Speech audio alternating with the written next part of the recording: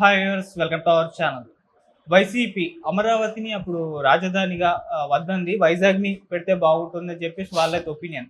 ఇప్పుడు కూటమి అధికారంలోకి వచ్చిన తర్వాత అమరావతి పనులు వేగంగా జరుగుతున్నాయి. అయితే వైసీపీ తీరు కూడా మారింది. అమరావతి పైన ప్రేమ వస్తుంది అని చెప్పేసి ఒక ప్రచారం అయితే జరుగుతుంది. అసలు ఎందుకు వైసీపీ ఇప్పుడు అమరావతికి ఇంత సపోర్ట్ చేస్తుంది? అసలు ఏం జరిగింది? ఇప్పుడు ఇదే అంశం మీద డిస్కస్ చేయడానికి ప్రజెంట్ మనతో పాటు జయదేవ్ గారు సీనియర్ జర్నలిస్ట్ ఉన్నారు. వారితో ఒకసారి మాట్లాడదాం. సో నమస్కారం సార్. సార్, ఎలక్షన్స్ కంటే ముందు ఎలక్షన్స్ ప్రచారంలో భాగంగా కూడా వైసీపీ వాళ్ళు వైజాగే ఉంటుంది రాజధానిగా, అమరావతి ఉండదని చెప్పారు. ఆ తర్వాత కూటమి అధికారంలోకి వచ్చింది. వాళ్ళు ముందు నుంచే అమరావతి స్టాండ్ గా తీసుకున్నారు. అమరావతిని ఇప్పుడు డెవలప్మెంట్ చేసే ప్రక్రియ కొనసాగుతుంది. ఈ నేపథ్యంలో వైసీపీకి ఏం జరిగిందో తెలియదు కానీ ఇప్పుడు అమరావతిపై కన్నుపడింది, అమరావతిపై ప్రేమ ఒలకబోస్తుందని చెప్పేసి వార్తతో ప్రచారం ఉంది. ఎందుకు ఈ విధంగా యూటర్న్ తీసుకున్నారు? మీరేం చెప్తారు సార్? నాకు అర్థమైంది ఏంటంటే, మీరు అన్నట్టు ఈవెన్ ఓడిపోయిన తర్వాత కూడా జగన్మోహన్ రెడ్డి గారి యొక్క కొన్ని రకాల పనుల వల్ల మేము ఓడిపోయాం. ఆయన సేమ్ మేనిఫెస్టో ఇచ్చారు, లేదంటే మాకు కలవడానికి ఛాన్స్ ఇవ్వలేదు, మా సాధక బాధలు పట్టించుకోలేదు, పథకాలు ఇచ్చేస్తే చాలు గెలిచేస్తామన్నట్టుగానే మాట్లాడారు. సో అని తర్వాత కరణం ధర్మశ్రీ గారు కానీ, లేదంటే మన కేతిరెడ్డి గారు కానీ, తర్వాత ఆయన పేరు రాజానగర్ ఎమ్మెల్యే రాజా గారు కానీ, ఇలా రకరకాల ఒక్కొక్కరుగా వాళ్ళ ఒపీనియన్స్ చెప్తూ వచ్చారు. అప్పటికి కూడా వాళ్ళు ఏం చెప్పారంటే, మేము ఈసారి కాదు, మళ్ళీ ఇప్పుడు మా స్టాండ్ అదే, మేము ఓడిపోయినా మా స్టాండ్ వైజాగే క్యాపిటల్, నెక్స్ట్ మళ్ళీ మేము వస్తాం అని కూడా కొంతమంది ఎమ్మెల్యేలు చెప్పారు. సో ఇప్పుడు సడన్గా ఈ ప్రేమ ఏంటి అని మీరు అనిపించవచ్చు. అది రాజకీయ ఎత్తుగడ. ఎందుకంటే 2014లో అసెంబ్లీ సాక్షిగా చంద్రబాబు నాయుడు గారు రాజధాని అమరావతిని ప్రతిపాదించినప్పుడు ప్రతిపక్షం స్థాయిలో వాళ్ళు కూడా ఒప్పుకున్నారు, యాక్సెప్ట్ చేశారు. అమరావతిలో శరవేగంగా ఇప్పుడు సెక్రటేరియట్ అయితేనేమి, హైకోర్టు అయితేనేమి, కొన్ని రకాల డిపార్ట్మెంట్స్ అయితేనేమి, డిపార్ట్మెంట్ సంబంధించిన ఉద్యోగులు ఉండడానికి అవసరమైన క్వార్టర్స్, అపార్ట్మెంట్స్ అయితేనేమి, అవన్నీ ఎట్లా మరి అంతకుముందు 5 ఏళ్ళు కదా జరిగింది. మొన్న ఈ 5 ఏళ్ళు అయితే ఏం జరగలేదు, ఎక్కడదక్కడ అలాగా మీరు నమ్మరు.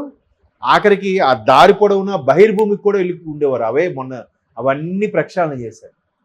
ఓకే, అది వేరే విషయం, పక్కన పండి. అయితే అట్లాగా దానికి అసలు ఊరికే చంద్రబాబు నాయుడుగా పెట్టాడు కాబట్టి దాన్ని చేయకూడదు అనే ఒకటే సిద్ధాంతంతో, ఒకే ఒక కాన్సెప్ట్తో చెరగొట్టేశారు. కానీ మరి ముందులాగా ఇప్పుడు ఆయన పెట్టింది కంటిన్యూ చేసేస్తే అయిపోయింది కదా.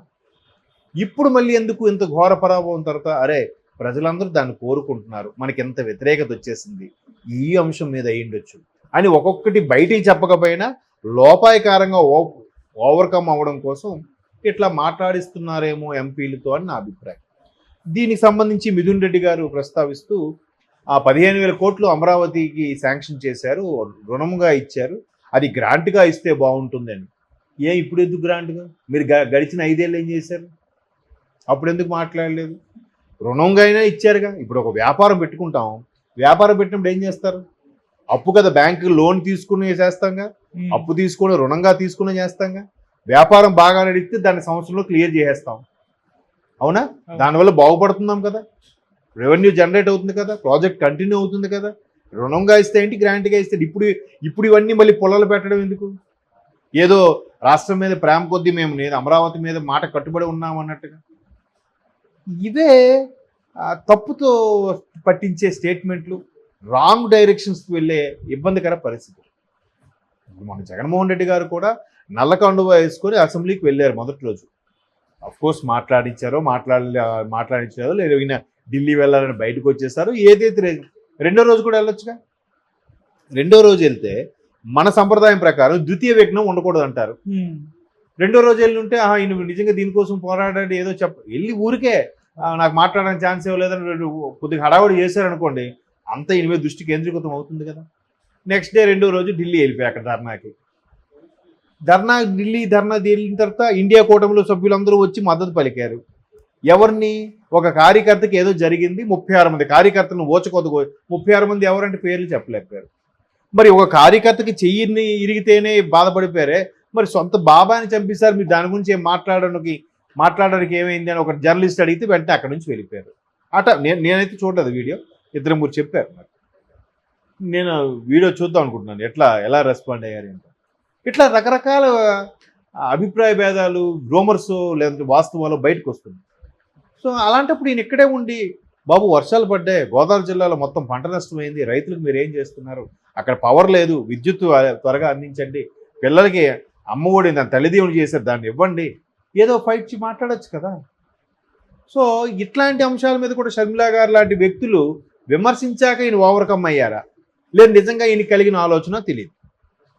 సో అసలు అమరావతి అంటేనే పట్టించుకుని లెక్కలోకి లేని వ్యక్తులు అమరావతికి గ్రాంట్గా ఇచ్చుంటే బాగుండేది అని ఎందుకు, అది దాన్ని ఏదో అంటారు సవత్తల్లి ప్రేమ అన్నట్టుగా అట్లా అనేసరికి ఇప్పుడు అలా అంటూనే మిథున్ గారు కూడా ఏమంటున్నారు, నేను నా నియోజకవర్గంలో తిరగనివ్వట్లేదు, నా వాహనం మీద ధ్వంసం చేశారు, దాడులు జరుగుతున్నాయి, ఈ అరాచకం ఎప్పుడు చూడలేదు ఇలాంటి అరాచకం అని చెప్పి ఆయన మళ్ళీ అదే అంశాన్ని ఎత్తుకుంటున్నాడు.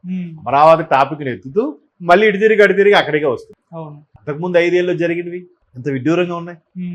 సో అట్లాగా మరలా ఇట్లా అయిపోతాము. అందరికి కూడా అమరావతి మీద కాన్సన్ట్రేషన్ ఉంది. ఓహో, అమరావతి రీజన్లో ఉండే వాళ్ళని వాళ్ళు మనసు దోచుకోవాలంటే ఒక స్టేట్మెంట్ ఇవ్వాలి, తప్పదు. లేదు కార్యకర్తలు నాయకులు ఇంకా చేజారిపోతున్నారు, టీడీపీ వైపు బీజేపీ మొగ్గు చూపుతున్నారు, అటు వెళ్ళిపోతారేమో, మనం నాయకుల్ని కార్యకర్తల్ని కాపాడుకోవాలంటే వాళ్ళ గురించి ఒక స్టేట్మెంట్ ఇవ్వాలి, లేదా వాళ్ళ గురించి ఒక ధర్నా చేయాలి, వాళ్ళ గురించి ఏదో ఉండాలి. ఇవన్నీ కాకుండా పార్టీ మనుగడ ఉండాలి అంటే అందరి గురించి మాట్లాడాలి. మరి వైజాగ్ స్టీల్ ప్రైవేటీకరణ అవుతుందని తెలీదా? వైజాగ్ స్టీల్ గురించి, వైజాగ్ రైల్వే జోన్ గురించి, కడప స్టీల్ గురించి, వైజాగ్ మెట్రో కూడా ప్రస్తావించి మాట్లాడుతున్నారంట. అవన్నీ శాంక్షన్ చేయాలి, ఇవన్నీ చేయాలి, ముందుకు తీసుకెళ్ళాలి. మీరు మరి ఎప్పుడు ఏం చేశారు? ఎట్లా అంత సింపుల్గా మాట్లాడేస్తున్నారు చూడండి.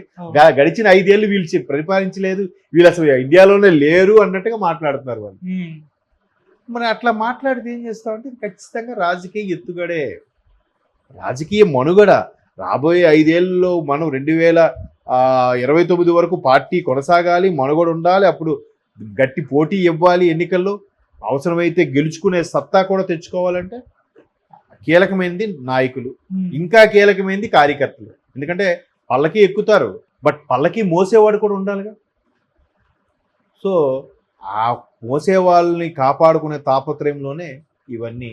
అలా అయితే ఇదే మిథున్ రెడ్డి గారు బీజేపీ కూడా తొంగి చూస్తున్నారు, అటువైపు వెళ్ళిపోతారు, పెద్దిరెడ్డి గారు దీనికి పక్కా వ్యూహ రచన చేశారన్నట్టు కూడా కొన్ని వార్తలు ఉన్నాయి, గతంలో వచ్చాయి.